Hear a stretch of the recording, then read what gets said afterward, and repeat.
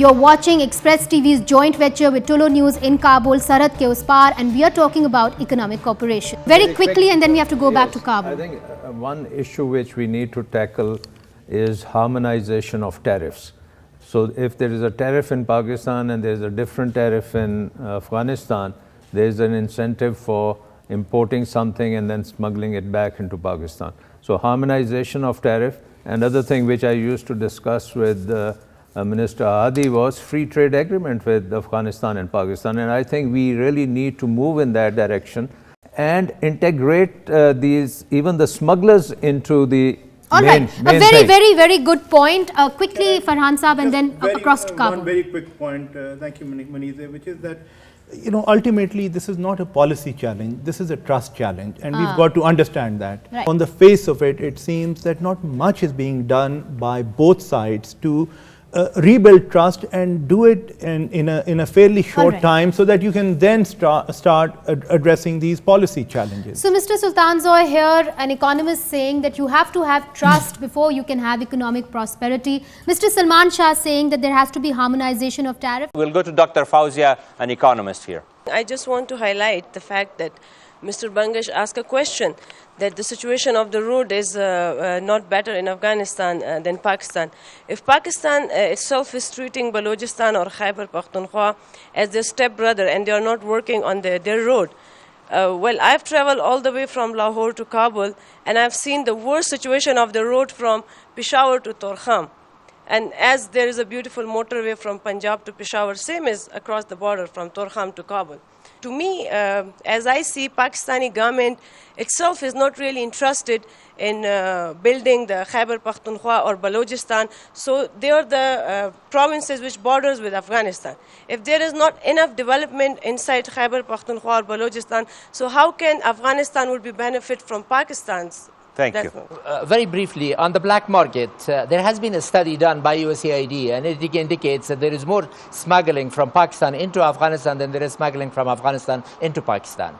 I think it's a problem. I think we should cooperate with each other and handle it together. I don't think that should hurt our transit situation. With regard to transit, in the APTA agreement, our Afghan trucks are allowed to go to Pakistani ports. Well, apparently no Afghan trucks has been allowed to go to Pakistani ports.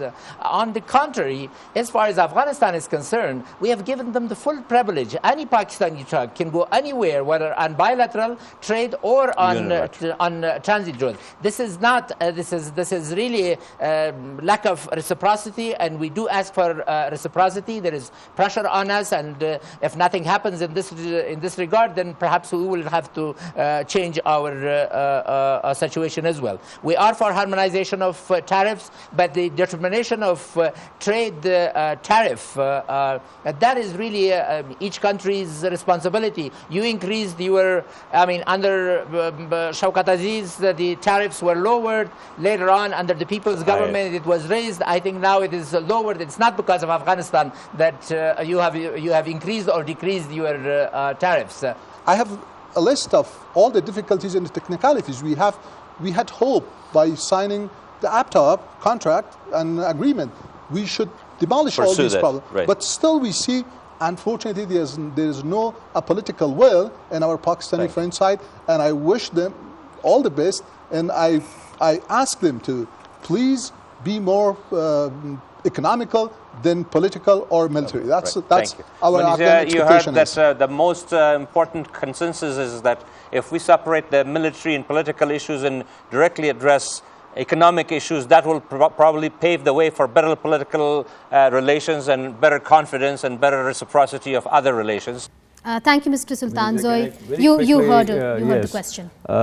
Number one, the industry in Pakistan, it's not the military in Pakistan, it's the industry in Pakistan which is the biggest complainer. When I was handling this and Ahadi was on the other side, tires, tea, tobacco, toothpaste, everything was coming back, and all of them would come to my office and say, please stop it, stop it, stop it. And I said, no, we have to continue, we must make this breakthrough. And I agree with them. The transit should be flawless for Afghanistan. and let's work on it and make it flawless. But we'll have to look into the smuggling part. That's a very big part. We are planning on opening a third corridor, and it goes through Waziristan.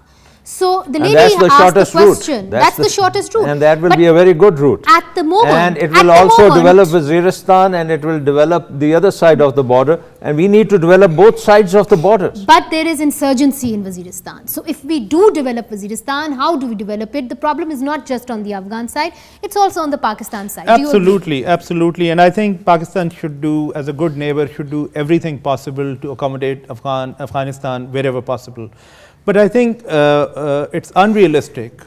It's a bit of a wishful thinking to assume that you can detach economic relations from military and political realities. That will not happen. Is not known to have happened and cannot happen. You can't have a partially adversarial political and military relationship while you hope for better times on the economy. That's one.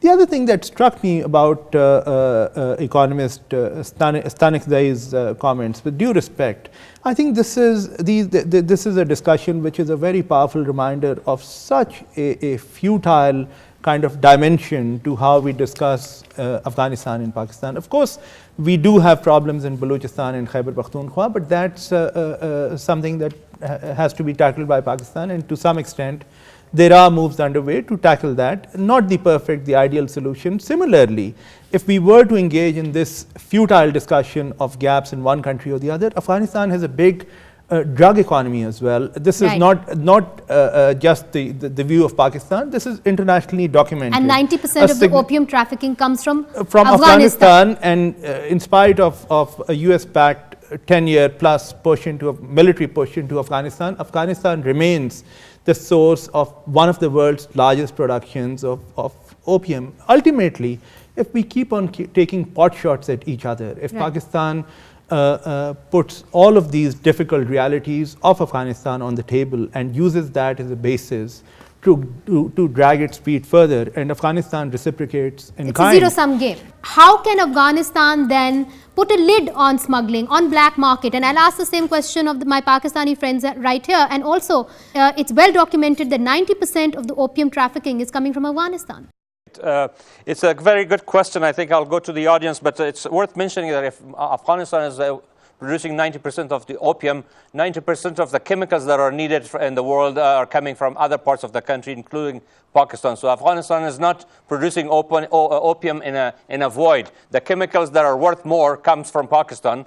With that, I'll go to my colleague here from Afghan Chamber of Commerce and Industries. I'm Atikullah Nusrat, the Deputy CEO of Afghanistan Chamber of Commerce and Industries. As Mr. Faruqi said, that by signing APTA, we were very hopeful and optimistic that every problem we had will be resolved. But of course, after after APTA was signed, and we have witnessed so many problems, which was more than the problems we had faced before APTA was signed. For example, I would specifically give the example of the blockage of containers 3 to 4 times in Karachi. Thousands of Afghan transit goods containers were blocked there, and the private sector of Afghanistan, the traders, due to that cost to pay billions of dollars as demurrage, which was much more than the value of the transit goods they had in containers.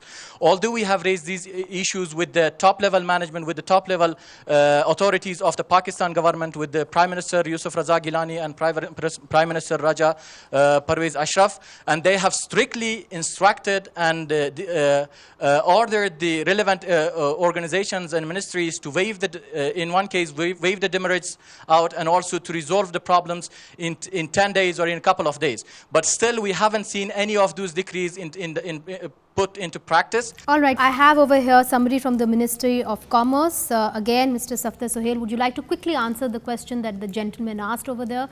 And what can Pakistan do? You are in the Ministry of Commerce. Tell us. Well, to start with, the kind of terms being used speak of a very kind of bad picture, which is not true in fact. As far as the smooth sailing of transit trade to Afghanistan is concerned, there have been problems here and there, but you see, when the volumes are very high and the ports have other volumes coming up also, in no matter which country's port, you would have small time kind of secular congestion and problems also. So it's not discrimination, it just not really. You see, incompetence maybe? It's not linked to politics or security at all. Basically, Afghan side also needed to prepare for the implementation of APTICA also. That's number one. Which they say that Pakistan violates APTA. No, Pakistan doesn't violate the act. You see, if the act stipulates insurance guarantees and if they're not provided, how is Pakistan violating the agreement? The thing is that in the implementation of the agreement, if certain things are delayed, and then you see in our ports, if there is a small stoppage, then the things go out of hand, which might cause kind of more delays. So I can safely say on the part of the Ministry of Commerce that Pakistan has never stopped Afghan transit trade on political or security reasons, but both the countries need to take the implementation of this APTICA agreement very seriously and stay engaged and implement it in true letter and spirit.